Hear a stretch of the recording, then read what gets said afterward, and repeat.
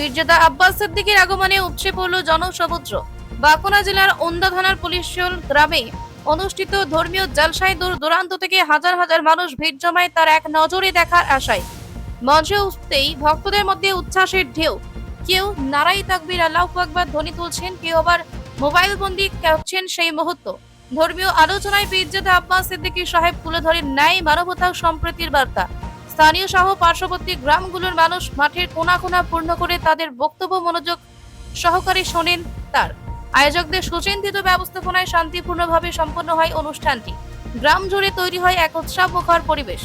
দোকান, আলো, মাইক আর ভক্তদের আবেগে রঙিন হয়ে ওঠে পুরো পরিসর। ভক্তদের মুখে একটাই কথা তখন, আব্বাস সিদ্দিকী ভাইজান এলেন, এ যেন ভালোবাসার ছোঁয়া।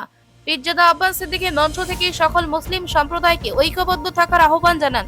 নাগরিকদের মধ্যে একটি বিষয়ে তিনি সরাসরি প্রতিক্রিয়া জানান। দাবি করেন যে কিছু মহল তার কথা কাটিং করে বা ছবি ভিডিও কাটিং করে অপপ্রচার করেছে।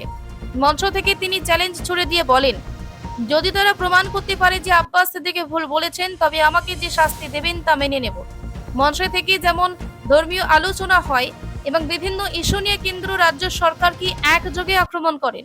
বাঁকুড়া পুলিশশোল থেকে ময়দুল খানের রিপোর্ট, পিস নিউজ বাংলা। আমি সম্পর্ক চাই, আমি সমস্ত সিলসিলার সঙ্গে এখন এক করতে চাই। আমি দাদা হুজুরলে বাঁচবো, তুই তোর হুজুরলে বাঁচবি, কিন্তু মসজিদ বাঁচাবার স্বার্থে আমাদের এখন এক হওয়া দরকার আছে। কবরস্থান বাঁচাবার স্বার্থে এক হওয়া দরকার আছে। এটা বলছে, দেখো আব্বাস সিদ্দিকী বিজেপির লোক। শুনছেন না শোনেন? কেন? এই মুসলমান 100% সবাই বিজেপিকে ঘৃণা করে, ঠিক তো নাকি? জোরে বলেন, জোরে বলেন। আব্বাসকে যদি কোনোভাবে বিজেপির লোক প্রমাণ করা যায়, তাহলে এই মুসলমান আব্বাসের কথা শুনবে না। শুনছেন? যখনই শুনবে না, তাহলে এই রেপিস্টদের পক্ষে থাকা সরকারের লাভ হবে না, ক্ষতি হবে। প্ল্যানটা কোথায় যাচ্ছে বুঝতে পারছি। কিন্তু আমি আপনাদের জিজ্ঞেস করছি, তোমাদের কি আমার উপরে সন্দেহ হয়? একদম দিন থেকে বলো, আল্লাহকে সাক্ষী রেখে বলো, আল্লাহকে সাক্ষী রেখে বলো। হাত লম্বা করে তুলবে যারা আমাকে বিশ্বাস করো, হাত লম্বা করে তোলো। না রে পাচ্ছে না, তখন কাটিং করছে। কেন? তোদেরও তো অনেক মৌলভী সাহেব কিনা আছে, তোদেরও তো অনেক মুফতি বক্তা সব ভাড়াটিয়া আছে। কলিকাতার ব্রিগেডে একটা জনসভা কর, বাহাসের ডেট দে। আব্বাস সিদ্দিকী যা বলেছে সে কোনো যদি ভুল প্রমাণ করতে পারে, আমাকে যা শাস্তি দিবি মেনে নেবো। তোদের মৌলভী সাহেব গুলোকে নিয়েই না। শুনছেন না শোনেন? আসবে না, কারণ মৌলভী সাহেবের কাছে যখন যায়, মৌলভী সাহেব বলছে গলির মালে যতদিন যায় এভাবেই খা, বেশি পাকামো করতে যাবি।